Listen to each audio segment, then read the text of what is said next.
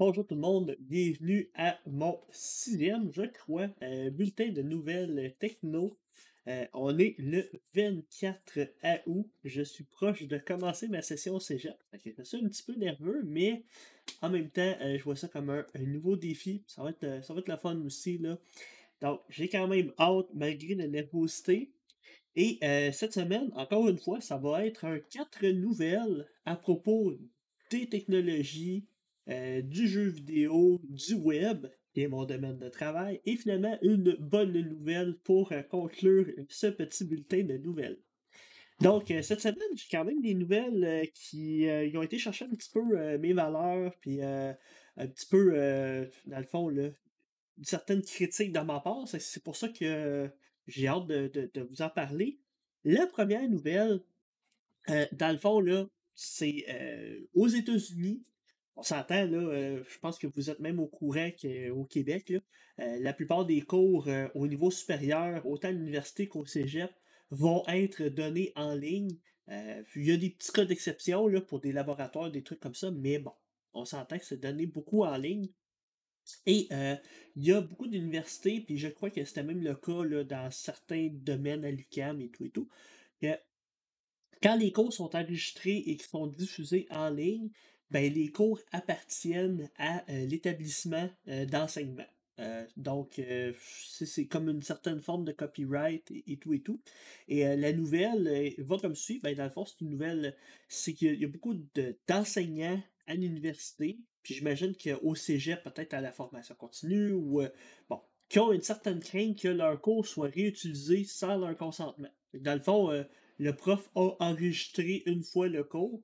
Puis ça, c'est surtout, hein, ça s'applique beaucoup au niveau universitaire, là, où est-ce que le prof fait sa grande présentation en avant et ça va, ça peut être utilisé par la suite par l'université ou l'établissement s'il n'est plus là. Fait que ça, c'est sûr que ça s'applique un peu plus au niveau universitaire, mais ça peut s'appliquer aussi dans des formations technologiques ou des trucs comme ça. Donc, on n'est pas à l'abri de ça, que notre contenu de cours soit repris pour un autre cours, ou même à l'UQAM, ce qu'on avait vécu, c'est il y a une université en Afrique qui avait pris des cours à l'UQAM qui étaient donnés en ligne par vidéo, puis ils donnaient ça comme cours, sans le consentement de l'UQAM. Ça, c'était un peu problématique, là, c'était du vol de propriété intellectuelle, mais on s'entend que l'université elle-même peut faire ça. Fait que ce qui est dangereux un peu, c'est que par manque de budget ou par on sait pas quelle raison, le cours soit pas reconduit avec le professeur, mais qu'on utilise ces capsules vidéo pour donner le cours quand même en ligne. Fait que ça, c'est une des peurs de certaines personnes aux États-Unis. J'imagine que ça peut se répercuter aussi ici, là, parce que, je veux dire, l'enseignement en ligne, on en fait aussi ici. Donc, c'est quelque chose, c'est sûr, qui est venu un petit peu me toucher au niveau des nouvelles parce que, je veux dire, moi-même, quand j'enseigne, je donne des cours en ligne. J'aimerais pas que mon contenu ou mon cours soit donné sans mon consentement. C'est sûr que ça, c'est toujours quelque chose qui est à vérifier avec notre établissement. Toutes les vidéos qu'on fait, c'est qui en a la propriété. Ça, c'est toujours des choses à vérifier pour se backer. Bon. Un autre petit truc aussi qu'on peut penser, dans le fond, c'est de personnaliser un petit peu plus nos cours. C'est pas de dire qu'il faut penser que notre cours soit totalement trop pointu envers une cohorte ou une année en cours, mais je pense que d'amener une forme de personnalité contextuelle, là. Fait que dans le fond, si on s'amuse à faire des jokes de COVID ou on amène des points de l'actualité ou des trucs concrets, par rapport à ce qui se passe, ben, ça peut être plus difficile après ça d'utiliser les contenus courts par la suite. Bon. Ça amène la petite problématique, puis moi je la vis aussi, là, c'est qu'il faut refaire nos vidéos à chaque fois. OK? À chaque fois que je redonne un cours en ligne puis j'ai fait des capsules vidéo, ben moi je les refais. Bon, c'est plate, mais en même temps, ça me permet de me remettre à jour, ça me permet de valider ce que j'ai montré. Donc, je m'assois jamais sur mes lauriers puis je me dis pas j'ai ma pile de vidéos en ligne et c'est la pile de vidéos que je vais donner pendant 5 ans. Je refais les capsules. Donc, c'est un avantage comme un désavantage, mais moi, je trouve ça intéressant de personnaliser le discours puis de rendre ça plus intéressant pour les étudiants. Des fois, je vais nommer une problématique qu'un a vécu en nommant son nom.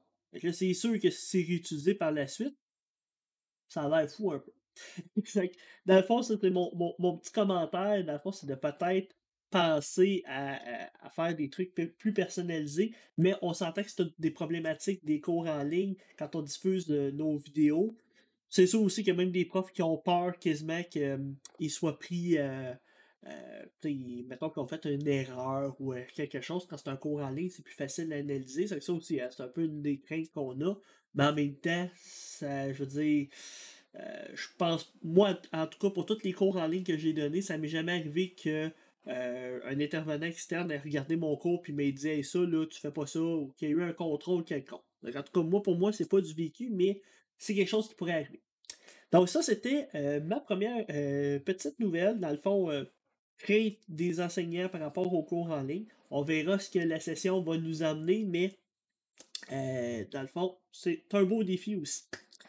Ma deuxième nouvelle à propos du jeu vidéo, c'est une nouvelle, dans le fond, là, encore une fois, un petit peu à polémique, mais il y a eu une espèce de débat qui a été lancé sur Twitter et qui part d'un gars sur TikTok qui s'appelle Mbeam22.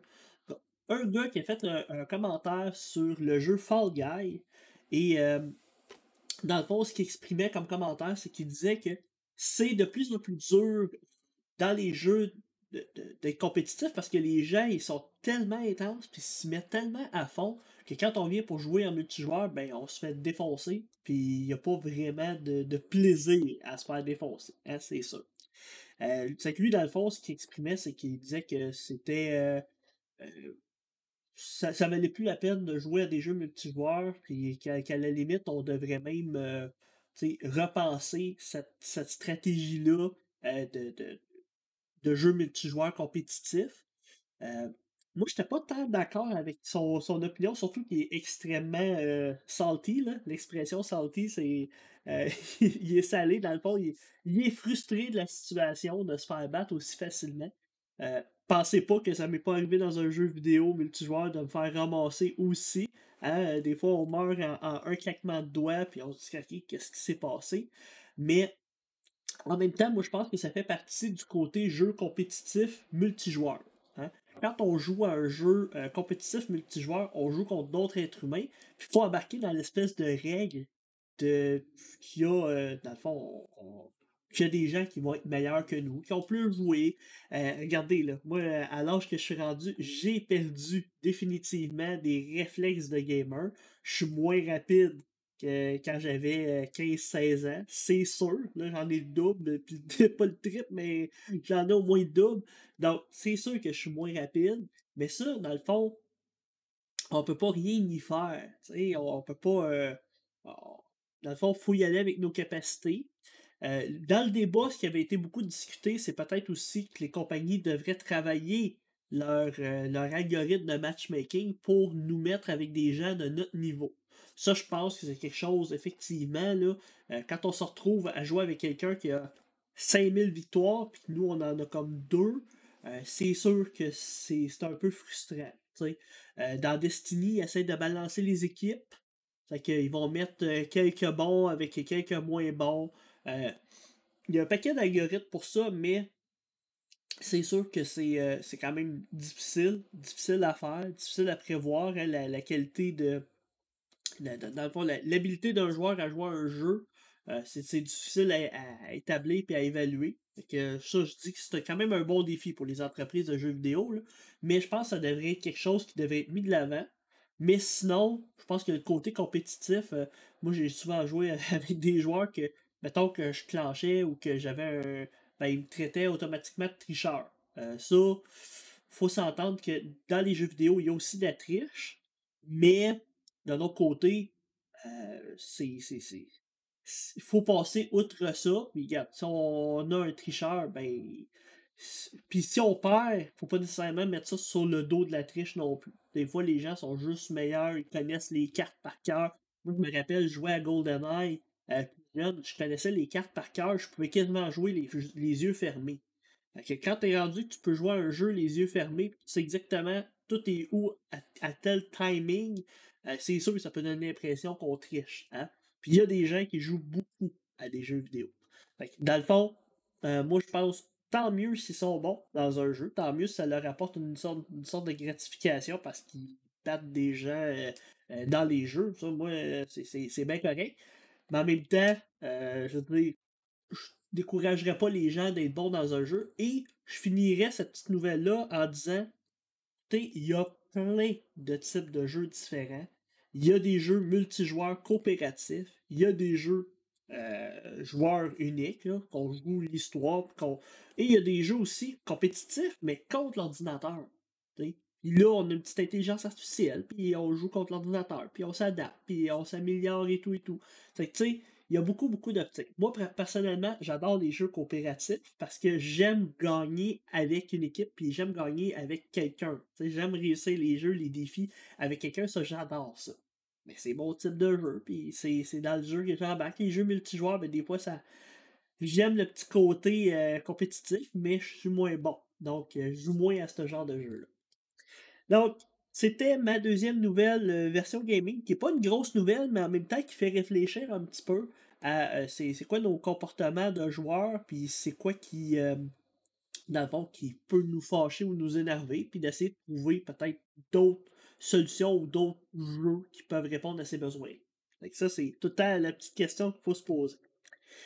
Ma troisième nouvelle, une nouvelle à propos du web, une nouvelle qui est quand même qui a eu son importance, son petit bouleversement. Il y a eu la sortie de WordPress 5.5. WordPress, c'est la plateforme que j'enseigne en ce moment dans mes cours de soir. C'est une plateforme, dans le fond, c'est une plateforme de web, de conception de site web, là, de gestionnaire de contenu, CMS, si vous ne connaissez pas WordPress. Là. Et c'est une plateforme qui est vraiment utilisée pour beaucoup, beaucoup, beaucoup de sites web sur le net. Il y a une grande majorité des sites qui sont faits avec WordPress. C'est les statistiques qui le disent. Ça ne veut pas dire que c'est tous des sites actifs, mais en tout cas, niveau statistique, c'est pas mal ça. Et ben, la nouvelle version 5.5 a apporté quand même son lot de nouveautés. Moi, je donnais mes cours, je dis je vais l'activer, juste voir un petit peu qu'est-ce qui se passe en arrière de ça. Et ben, il y a quand même pas mal de trucs qui ont été rajoutés, autant dans l'éditeur de blocs. L'éditeur de blocs qui n'est pas aimé par tout le monde. Hein. Les gens commencent à s'habituer, le Gutenberg, là, comme un nom un peu particulier. Cet éditeur-là, dans le fond, permet de mettre à jour plus facilement ses contenus en utilisant une espèce de système de blocs. C'est que visuellement, les gens aiment quand même positionner ces blocs-là, un paragraphe, une image, on peut se faire des colonnes, on peut se rajouter une carte Google, bref, ça apporte une certaine flexibilité dans l'édition des pages, puis ça a quand même été un peu à controverse, mais finalement, les gens commencent à s'habituer, commencent à l'aimer, puis là, il y a eu beaucoup, beaucoup d'améliorations dans cet éditeur-là. Donc, dans le fond, là, maintenant, on peut cropper des images. Il y a eu des ajustements au niveau des paramètres de bloc. On peut mettre des dégradés dans les couleurs de background. Donc, il y a quand même un paquet de petits ajouts, des petites fonctionnalités intéressantes. Le UI, dans le fond, le User Interface, l'interface utilisateur a été mis à jour aussi. C'est sûr que quand je donne mon cours, ça fait comme un peu changement. Là, les choses sont placées différemment, puis on a un petit peu de difficulté à se retrouver, mais je pense que mes étudiants se sont quand même retrouvés quand même pas pire. Sinon, les trucs qui est intéressant aussi de l'éditeur de blocs, c'est de pouvoir ajouter des plugins, des blocs de plugins. Fait que dans le fond, de pouvoir ajouter une carte Google ou des choses un petit peu comme ça. Et ils ont facilité ça. Dans le fond, directement dans l'éditeur de blocs, on peut se rajouter des plugins. C'est quand même quelque chose qui est intéressant. Sinon, au niveau des autres nouveautés de cette version-là, ben, il y a eu un paquet d'ajustements au niveau des performances de PHP, des correctifs de sécurité, un paquet de petits trucs comme ça. Il y a eu l'ajout aussi des mises à jour automatiques de plugins et de thèmes. Ça, c'est maintenant possible d'avoir automatiquement les mises à jour de nos thèmes et de nos plugins sans avoir à toucher à notre site web. Ça, c'est intéressant. C'est un peu un couteau à double tranchant parce que s'il y a un problème au niveau d'un thème ou d'un plugin puis que ça fait planter le restant du site, ben, il faut quand même retourner dans l'admin et tout et tout. Ça, moi, je recommandais tout le temps à mes étudiants de faire un backup avant de faire les mises à jour, mais on s'entend que dans le contexte que le site est lancé puis mis en ligne, c'est peut-être mieux que les mises à jour soient automatiques pour ça. Ça a été une nouveauté, quelque chose qui a été activé dernièrement. Puis aussi, un autre petit truc aussi, ça j'utilisais beaucoup ce concept-là avant dans mes sites web, c'était le concept de sitemap. Dans le fond, c'est comme une carte du site, hein, un plan du site, qui est fait par les plateformes, qui est fait automatiquement, et ce plan de site-là, ben, détermine l'arborescence de notre site. Fait que ça permet de voir un petit peu la page de contact, à quel niveau, toutes les pages. Ça s'appelait un sitemap, puis c'était envoyé au moteur de recherche. C'était envoyé et ça permettait au moteur de recherche de comprendre notre site et de pouvoir l'analyser super vite. Ben maintenant, dans la nouvelle version de WordPress, ben, c'est fait automatiquement. C'est généré comme à la racine du site, c'est wp-sitemap.xml. Faudrait que j'aille voir un petit peu comment c'est formaté, mais c'est fait comme automatiquement. Et ça fait en sorte que maintenant, ben, c'est plus facile pour les moteurs de recherche d'indexer notre site. Je vous le dis déjà, WordPress en partant, c'est une bonne plateforme pour les moteurs de recherche, ben là, ça aide encore plus. Donc ça, c'est quelque chose qui est le fun, une petite fonctionnalité qui est le fun d'avoir été implantée. Donc ça fait en sorte que la version 5.5 apporte quand même des nouveautés intéressantes. C'est pas comme c'était la version 6 de WordPress, là, mais on s'entend que ça apporte son lot de nouveautés. Là, moi, je vous en ai nommé quelques-unes, là. Mais il y en a plein d'autres. Il y en a vraiment beaucoup, là. C'est pas une petite version. Il y a des choses qu'ils auraient aimé mettre, mais que finalement, ils n'ont pas réussi à mettre dans la version. Ça a été délayé pour une version plus tard, mais dans l'ensemble, ils ont réussi à faire leur plan de marche de cette version-là. Puis, quand même bien content de voir l'avancement de WordPress, là. Je pense que ça s'en va dans la bonne direction. Je pense que c'est une plateforme qui évolue dans une bonne direction et devient de plus en plus intéressante. Mais qui devient aussi de plus en plus complexe, hein. C'est l'autre côté de la médaille. Donc, pour finir, ma dernière nouvelle, qui est toujours une bonne nouvelle, qui me redonne un peu confiance en l'humanité, même si cette nouvelle-là peut être un peu anxiogène pour certaines personnes. Dans le fond, ma dernière nouvelle, c'est, il y a, puis moi je mets tout le temps mes sources là, dans ma vidéo, puis dans le podcast, ben c'est sûr que vous l'entendez pas, mais si vous allez sur YouTube et vous cherchez, vous allez trouver les sources. Il y a une gang de scientifiques aux États-Unis qui ont fait une découverte assez intéressante, qui ont découvert une sorte de polymère, qui ont appelé, comment ils l'ont appelé, Pebo. Pepdot, ou en tout cas, quelque chose du genre, là, P-E-D-O-T, là. J'ose pas le dire en français. Donc, c'est la polymère qui permet euh, l'amélioration de l'interface électrique et cerveau humain. Fait que dans le fond, c'est plus facile d'intégrer des composants électriques ou des trucs externes au corps humain. Parce que je sais pas si vous avez vu, mais tu sais, comme un pacemaker ou n'importe quel appareil qu'on implante, là, je sais pas moi, un remplacement de genou, des trucs comme ça, le corps humain n'aime pas ça.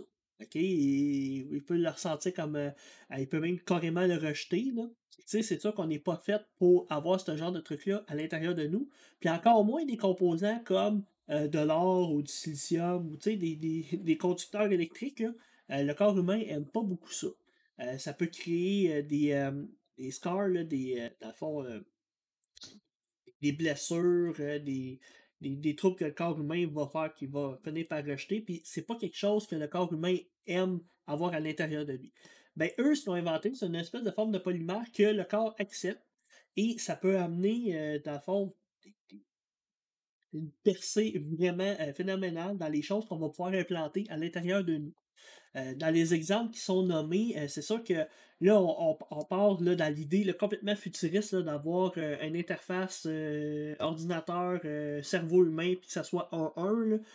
On est encore loin de ça.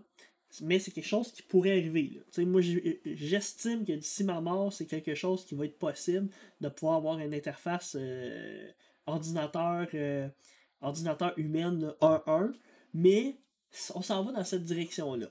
Mais le genre de choses là, qui peut être fait, ça serait avec ce polymère-là, dans le fond, c'est de fournir une espèce de dose de dopamine pour aider les gens qui veulent arrêter de prendre de la drogue. Ça peut aider au niveau du cerveau pour certains types de tumeurs. Et ça pourrait amener certaines formes de particules qui aideraient à diminuer les tumeurs. Ça peut amener, là, il expliquait, là, dans le fond, quelque chose de complètement flyé, là, complètement fou, de pouvoir entendre la musique directement dans notre cerveau, mais sans utiliser les oreilles. C'est que dans le fond, on pourrait, entendre l'espèce d'onde sonore, qui est un onde numérique, mais qui serait renumérisée, puis qui serait analysée dans notre cerveau, puis on entendrait de la musique qui serait directement, sans passer par l'oreille. Fait que ça amène plein de choses, qui pourraient aussi aider, les personnes qui sont sourdes. Fait que dans le fond, on pourrait régler certains handicaps, dans le fond, de mobilité, de motricité, parce qu'on pourrait avoir un bras, complètement électrique qui serait, complètement géré par le cerveau, puis qui serait quasiment, autant réactif que notre bras actuel, oui. Fait que ça, c'est des choses qui peuvent s'en venir, qui sont vraiment intéressantes et tu sais, ce qu'on a toujours peur un peu, qui est toujours un petit peu anxiogène dans les technologies, c'est le côté intelligence artificielle qui s'en vient quand même prédominant, tu sais, qui peut devenir quelque chose de. Ben, avec ces stratégies-là, ben, d'après moi, on s'en va peut-être plus dans une optique de collaboration entre l'intelligence artificielle, l'informatique, et le cerveau humain. Dans le fond, là, on va apprendre comme à vivre avec ces nouvelles habiletés-là, ces nouvelles possibilités-là, comme on apprend à vivre avec un nouveau téléphone cellulaire, hein, maintenant on a la possibilité d'avoir ça dans les mains, ben, on va peut-être avoir des espèces de super pouvoirs dans le futur, mettons, meilleure vision, vision qui analyse certaines choses. Avec notre vision, on va regarder une plante, puis la plante va être identifiée. Un peu comme l'application PlantSnap qui permet d'identifier les plantes, mais là, on l'aurait comme directement dans le cerveau. Fait que c'est des choses qui s'en viennent, puis c'est un genre de polymère-là, ben, ça permet, hein, une meilleure interactivité machine et corps humain. Fait que, sans qu'on devienne tous des Terminators, là, je pense que c'est quand même une belle percée, quand même intéressant. Je sais qu'il y a beaucoup de gens là, qui ont lu des trucs de science-fiction là, à propos du transhumanisme. Ça, c'est vraiment quelque chose de philosophique, là, vraiment intense. Mais euh, pour ce genre de débat-là, je suis plus optimiste que négatif, que pessimiste. Je suis plus optimiste que pessimiste. Je pense qu'on s'en va. Oui, il peut y avoir une mauvaise utilisation. Oui, il peut y avoir des problématiques qui sont liées à l'utilisation de ça dans la vie de tous les jours, comme il y a des problématiques à utiliser un iPhone ou un iPad dans la vie de tous les jours. Il y en a. C'est pas. Mais je pense que ça a plus été un outil pour l'humanité que un arme contre nous. Ouais.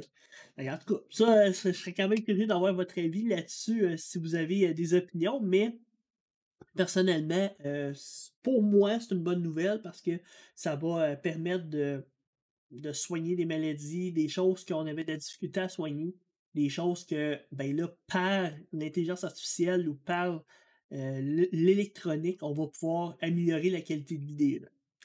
Fait que, on est rendu à la fin de ce petit bulletin de nouvelles-là. On est pas mal encore dans les temps. Je vise tout le temps le 20-25 minutes. Fait que je suis encore dans les temps. J'espère que vous avez trouvé ça intéressant. C'est quelque chose qui va vous faire réfléchir. Tu sais, dans le fond, ce bulletin de nouvelles-là, il y avait quand même beaucoup de choses qui touchaient les valeurs personnelles puis l'opinion personnelle. Fait que là, moi, je vous ai partagé un peu la mienne. C'est sûr que vous ne serez peut-être pas 100% d'accord avec la mienne, mais dans le fond, si vous voulez vous exprimer, gênez-vous pas, ça va me faire plaisir de lire ça. Fait que, ciao tout le monde, passez une bonne semaine, puis à la semaine prochaine.